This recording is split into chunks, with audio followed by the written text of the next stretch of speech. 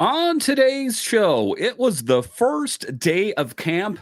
And in this episode, I'll break down all the forward lines, deep pairings, and what to expect from this Capitals team this season. Next on this edition of Locked On Capitals.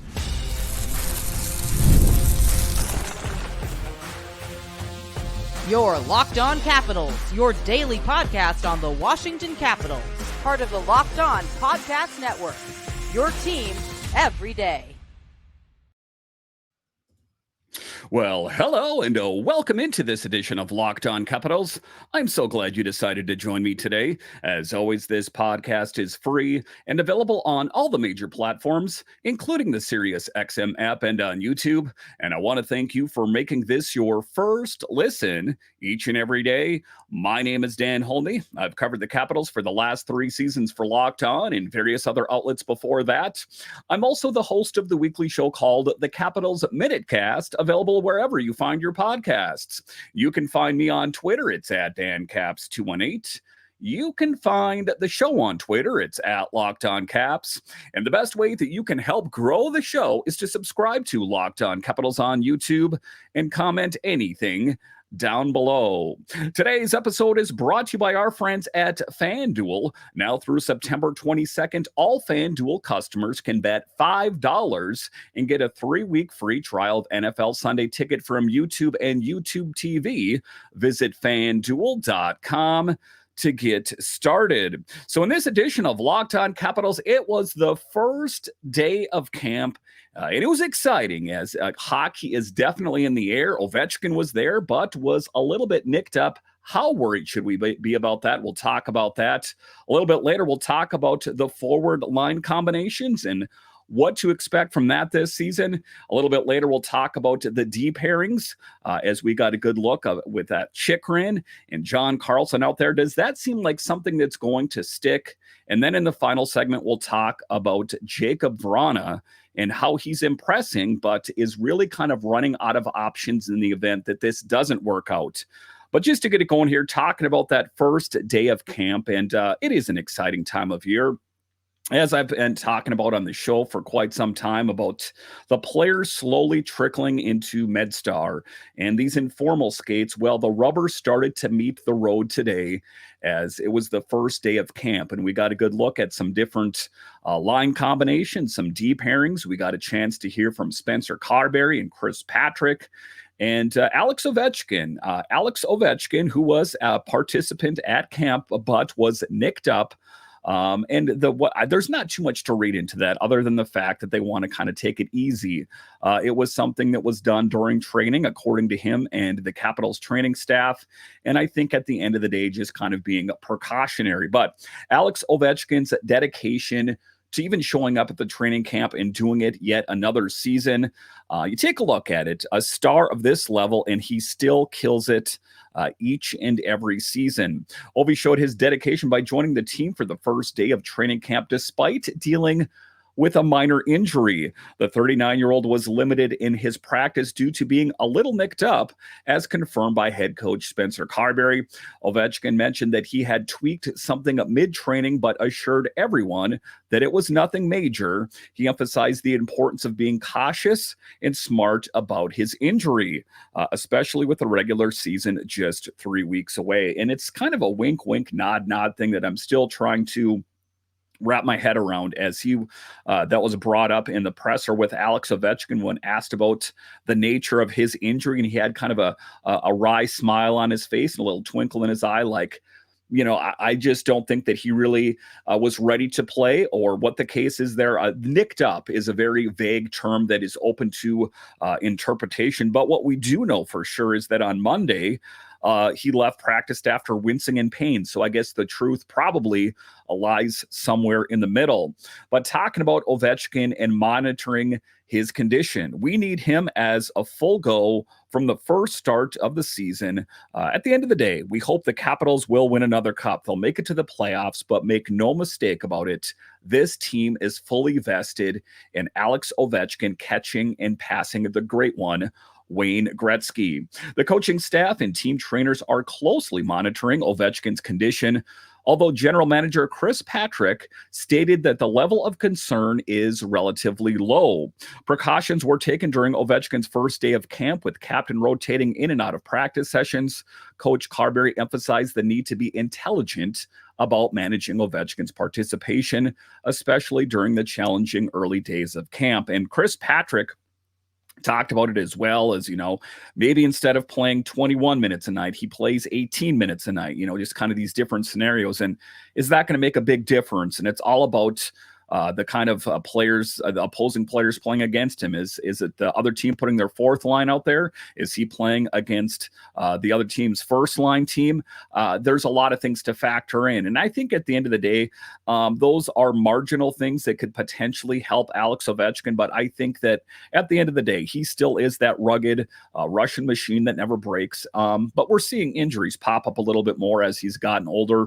I wouldn't be too concerned about that situation. I know that we should limit his time to an extent, but when it comes to narrowing down his time to, 5 minutes a game, it's going to help a little bit, but I don't know how much that's going to change the overall scheme of the game. Again, when I'm mentioning time there, that was just kind of a loose interpretation of how much time he could play during, and something that Tarek El-Bashir brought up as well.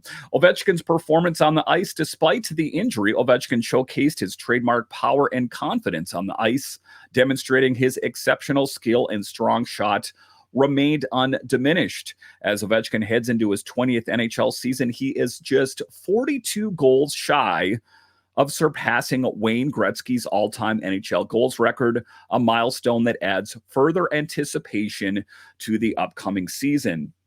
And when there was that presser, that meeting with Alex Ovechkin, it's kind of crazy that it's something I think that's kind of snuck up on him a little bit here. And I know that we've been talking about it for the last few seasons, but it's starting to seem real now that just 42 goals shy, it is something that he could break this season. And, it was my thought he would get 35 goals, which would make him short. And Chris Patrick, the GM, thinks it's probably going to take 2 seasons to get it done. But the big thing at the end of the day is that he does get it done and breaks that record.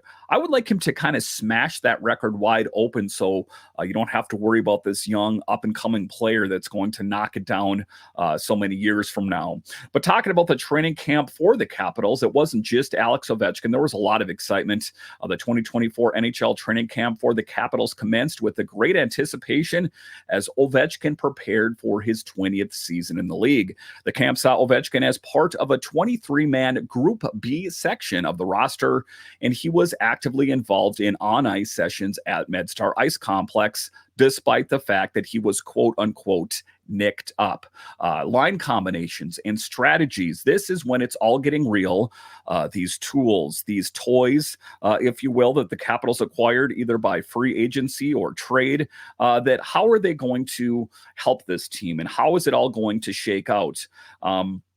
One of the things I'm going to say right off the top here as well is that Pierre-Luc Dubois looks, as advertised, a great attitude. So some of the people that say he had a toxic attitude, I saw no evidence of that in the presser. Just seems like a happy guy at the end of the day, if you want me to be honest with you. But head coach Spencer Carbery took the lead in organizing the team's first line rushes, offering an early preview of the team's potential strategies for the upcoming games. Notably, Ovechkin was paired with Dylan Strome and the newly acquired top 6 winger Andrew Mangiapane. Interesting. And it's one of the things I've talked about on this show. I think that a lot of people had some kind of conclusions that it was going to be Alex Ovechkin and Pierre-Luc Dubois, and it very well could be. But I think there is a certain amount of chemistry between Ovi and Dylan Strome, just given the fact that they have quite a few reps together. But with that being said, Alex Ovechkin still did to allude to at that postseason presser last spring that he lacked chemistry and it was a bit of a turnstile at the center position. And then there was the message also from Ovechkin giving the thumbs up emoji when he found about PLD being traded for and being a Capital. So it's going to be interesting to see how it all shakes out. I think the important thing here is not to read too much into this, as it was the first game of the start of camp here, and Andrew Mangiapane being on the top line right wing could definitely be Tom Wilson at some point as well. Talking about Dylan Strome, I think that he is going to be a fierce competitor for that first line center. Strome, coming off a stellar year in 23-24, emerged as the Capitals' point leader with 67 points, 27 goals, 40 assists, and 82 games. He is currently in his second year of his 5-year extension with the Capitals, signed in February of 2023. And he was the guy that was carrying the bulk of the mail when Alex Ovechkin got off to that slow start, putting up big numbers, goals, and assists. Pretty big for a guy that just seems to be growing by leaps and bounds. A guy that was kind of tossed to the side by the Chicago Blackhawks has paid off very well for the Capitals.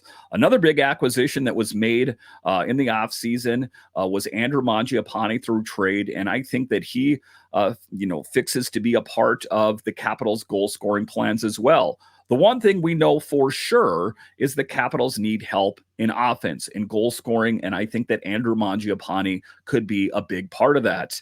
Mangiapane, the Capitals' recent addition, was acquired from the Flames by former GM Brian McClellan in late June. In the previous season, Mangiapane showcased his skills by recording 40 points, 14 goals, 26 assists in 75 games for the Flames. Still trying to find his former glory that he had a few seasons ago, but all things considered, I think that he stands to be a really big piece. So excitement abounds for the Capitals as we got a chance to see some different line combinations. Again, I wouldn't read too much into Strome and Mangiapane being on the top line. One of the things that Carbery talked about was Wilson and Pierre-Luc Dubois getting some time in together that we got a glimpse at it, but I wouldn't ultimately read too much into what we saw from the first day of training camp.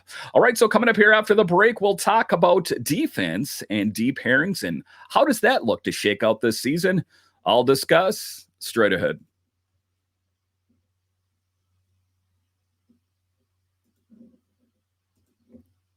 Game Time has a new feature called the Game Time Picks that makes getting tickets for your favorite live events even easier.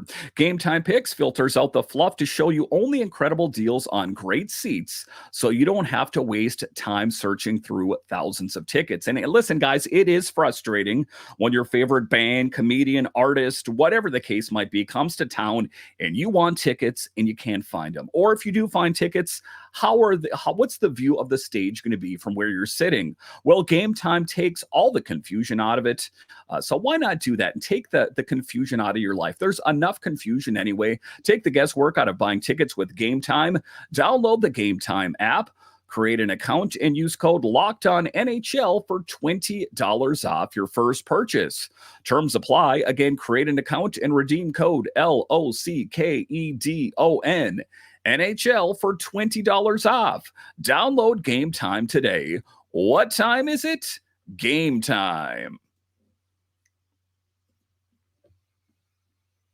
All right, welcome back into this edition of Locked On Capitals, part of the Locked On Podcast Network, your team every day. So in the first segment, I talked about the offense and what the potential line combinations will look like. But we also got a chance to see some of the deep pairings as well and potentially what it might look like in game one of the regular season. And, as we make our way through, just the beginning phases of training camp and the first preseason game on Sunday already, can you believe it? Talking about jumping out of the frying pan into the fire, the Capitals will be back in action. And in these upcoming preseason games, we'll get a good chance to see some of the young players. We'll also get a chance to see some different forward lines and deep pairings to see what works and what doesn't. And ultimately, it is going to be a work in progress until the puck drops in game number one. But excitement as the blue line looks different and better, I guess I'm going to say. And it's interesting that when they were talking Chris Patrick, he made the same comment about excitement about the blue line of Niskanen and Orpik to the big acquisitions that were made that I've said on this show as well. When you take a look at Chychrun and Roy, I think it stands to be rather huge. Chychrun, of course, is that guy, the blue liner that has an offensive flair. And he is a guy that is going to definitely take the Capitals to the next level in the goal scoring department and coming from the blue line as well. And you take a look at Matt Roy as well, kind of a quiet guy, and a guy that is not going to contribute a whole lot offensively, but is going to hold down the back end. And the Capitals need that as well, as every great hockey team does. But talking about defensive pairings of Jakob, Chychrun, and John Carlson. This is something that has been spoke about for quite some time. I anticipated it. I think in game one of the regular season, that is going to be what it is. And I think it is a good pairing. The standout highlight was pairing of new defenseman Jakob Chychrun and longtime number one blue liner John Carlson. Chychrun was acquired from the Ottawa Senators in a trade for Nick Jensen and a draft pick in July. Still, the mind wobbles. I cannot wrap my head around what the Ottawa Senators were thinking. And it's a team, the Senators, just for a moment here to talk about every season. It's going to be the season for the Senators. It's never the season for the Senators. And it's probably because they make questionable decisions like the one that they made last summer. But that's rather here nor there. Their loss is going to be the Capitals' gain. Talking about Chychrun's fit on the roster and potential offensive output. Former Caps GM BMAC expressed excitement about Chychrun's fit on the roster, believing that his offensive prowess could make him an excellent match to partner with Carlson or any of the team's top three right-sided defenders. The pairing of Chychrun and Carlson could bring a significant boost to the team's defensive production as the Capitals struggled to get goals from non-Carlson defensemen last season. So there is a lot of storylines to follow there, in different players that are vying for roles. So you take a look at Alexiev, and different players like that are kind of a little bit on the outside looking in. They're not sketched in there. I guess we can cross Lucas Johansson's name off the list as he is on a PTO with the Predators that, you take a look at it, a lot of questions remain. I had Alexiev circled, but the addition of Chychrun, the addition of Roy, it's going to make it interesting, suffices to say. And a little bit later, I'll talk about Sandin and the trouble that he's been having as of late as well. Not to mention TVR, a guy that I had kind of circled being on the move this last summer is still with the team. So it's going to be interesting to see how this all shakes out. Chychrun and Carlson's potential partnership. Chychrun expressed his enthusiasm about the pairing, highlighting their shared approach to the game and their ability to complement each other's playing style. Additionally, Chychrun's vibrant and open personality contrasts with Carlson's, adding an intriguing dynamic to their potential partnership. Carlson noted that Chychrun is an open book, and the time together on ice will likely lead to better understanding of each other's playing style. That is what we're hoping for. I think that it is a good personality. I think it's good chemistry already. And it's interesting. They didn't even need to play their first game or have their first practice together. That on paper, it seemed like a perfect pairing. And I think it will be. Of course, we'll see how it all shakes out as the season approaches here. But the other big news on the blue line was Rasmus Sandin and having troubles. Oh, and it's not trouble on the ice or personal problems. Well, it is kind of personal, I guess. But Rasmus Sandin's visa issues. And this is something that the Capitals can't fix. This is something that the U.S. government is going to have to fix. Rasmus Sandin was unable to participate in the first day of training camp due to delays with his work visa.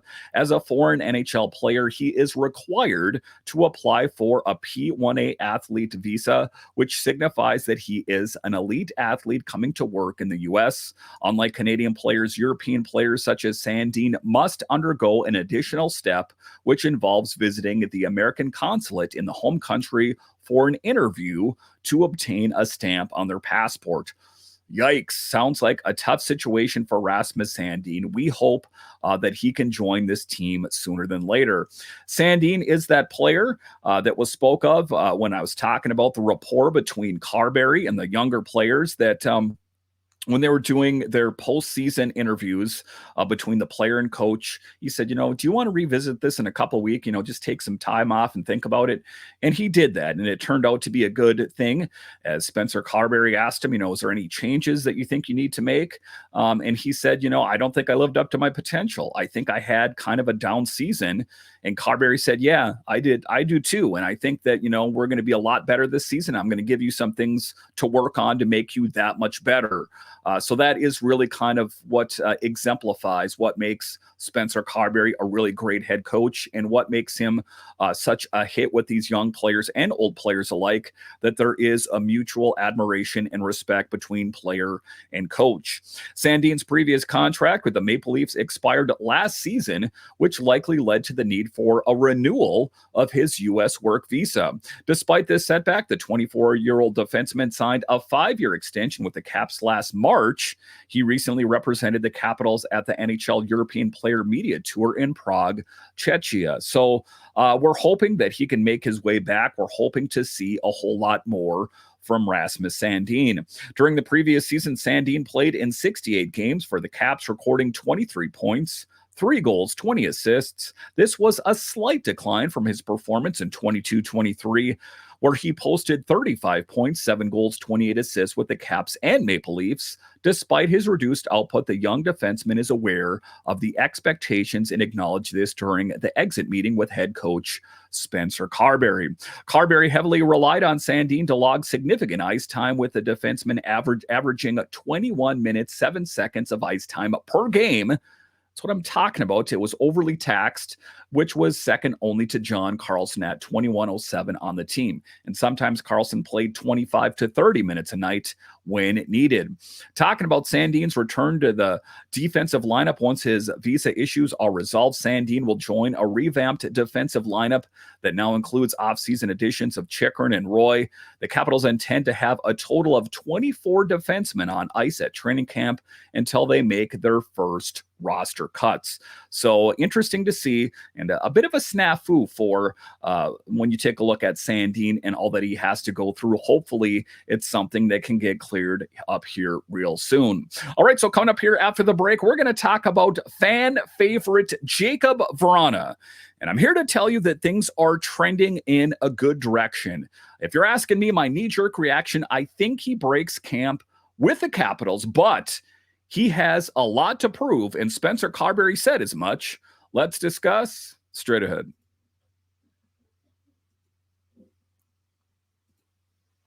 You've heard us talk about FanDuel, America's #1 sportsbook. Well, we have something a little different for you. Now through September 22nd, all FanDuel customers can bet $5 and get a 3-week free trial of NFL Sunday Ticket from YouTube and YouTube TV. And let's be honest here. The NFL season is rocking.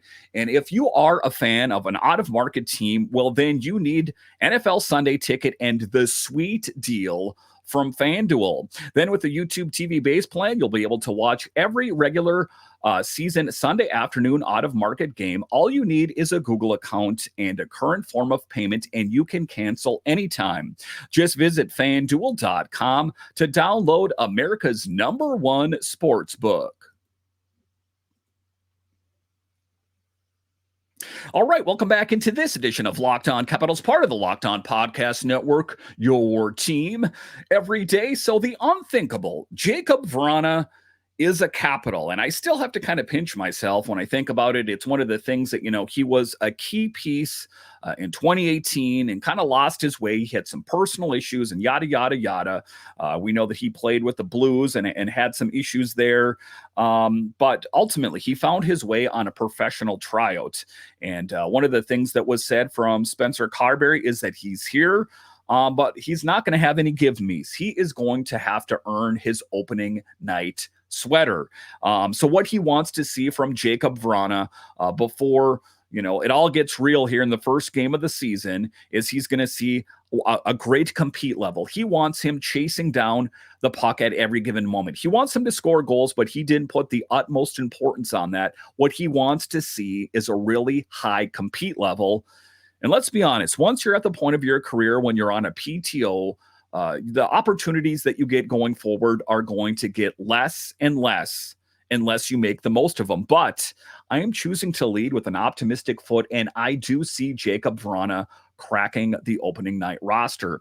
Talking about Vrana's career journey, Vrana has experienced significant changes in his career over the past few seasons, moving from DC to Detroit, Grand Rapids, St. Louis, and Springfield. However, through it all, the Capitals have remained a special place for him, feeling like home.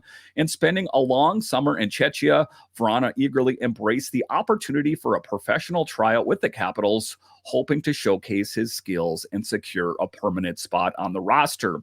And there is something to be said about, feel-good stories as more and more players from that very special 2018 magical season for the Capitals are peeling away. We know that TJ Oshie is going to be on LTIR. Nick Backstrom is going to be on LTIR. More of these special players from that time are no longer here. And I think that it was a bit of a morale boost. And I'm not trying to diminish what kind of player Jakub Vrana is, don't get me wrong, but I think it's kind of it's just a multi-tiered beneficial thing for the Caps. I think they're going to have a guy with some really great wheels out on the ice. And I also think that you're going to have a guy that the players like being around. Quite a void was created when TJ Oshie is going to be on the LTIR. Some of the best things I've heard about Oshie, to speak of him here for a minute, is what kind of guy he is off the ice, even more than what kind of guy he is on the ice. But it's interesting when we talk about, what kind of player he was on the ice as well, that there's a whole lot to love about his game. So I think with Jakub Vrana, he has a lot of some of those similar attributes, that he's positive, he lights up the room. These are all the things that I've heard about. That there are some quiet, stoic guys on the team, like Matt Roy in particular, that you need those heart and soul players as well that can lead a locker room or kind of just rally the troops. And I think that Jakub Vrana is one of those players, just this infectious happiness and positivity that I think is good for a team. And I think to a certain extent why you saw Braden Holtby back with the team at these training camps as well. That's another interesting storyline to follow, is what kind of role will he have with the team going forward. But I still think that there is some smoke to that fire, that it's not an accident that Vrana is back on this team on a PTO and that Braden Holtby is going to be involved. It seems like somehow with the coaching staff that these feel-good players from a magical time for the Capitals have made their way back. But Vrana's determination and second chance that he really must not squander. Signed to a PTO this offseason, Vrana is determined to reignite the same level of play that initially made him a top pick for the Caps in 2014. As the training camp commences, he is fully committed to turning this tryout into a lasting position on the team. This opportunity represents much more than just a spot on the roster. It signifies a second chance to revitalize his NHL career following a challenging period. Listen, we all have our personal demons. I don't know the extent of how he struggled. It's none of my business, really. I just know that he had a rough patch in his life, and he's trying to turn it around. Maybe the Capitals, the place where it all started for him in professional hockey, can be that place. Talking about those challenges and overcoming them, dealing with frustration and inconsistency during his time with the Caps in 2021, Vrana was eventually traded to the Red Wings. A shoulder injury and subsequent surgery combined with off-ice issues that led to his participation in the NHL Players Assistance Program further complicated his journey. Now Vrana is focused on leaving these challenges behind. Tom Wilson spoke about it as well, that he's that big player on the team. And he was just really happy to see him again in the locker room. So Vrana, his focus, his determination, Vrana has emphasized that he is in excellent physical shape and has shown a promising performance during the initial stages of training camp, leading his group in skate testing and impressing in practicing alongside Hendrix Lapierre and Ethan Frank. Vrana is determined to prove himself while remaining grounded and focused on the task at hand. GM Chris Patrick and defenseman John Carlson have both expressed confidence in Vrana's abilities and work ethic, acknowledging his dedication and readiness to seize the opportunity. That's what we're hoping for, to seize the day and make the most of this opportunity. So the message to the NHL is that Vrana's here and he's back and he's ready to make an impact. As Vrana continues to demonstrate his capabilities, he remains steadfast in his determination to not only secure a spot on the team, but also to send a clear message. He is a formidable NHL player with a lot to offer. And I believe it. I am all in on Jakub Vrana.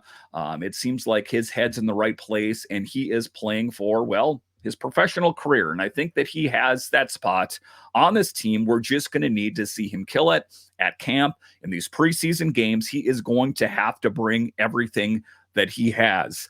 At one time, the fastest skater on the ice for the Capitals. Still up there, but we know we have Ethan Frank in the organization.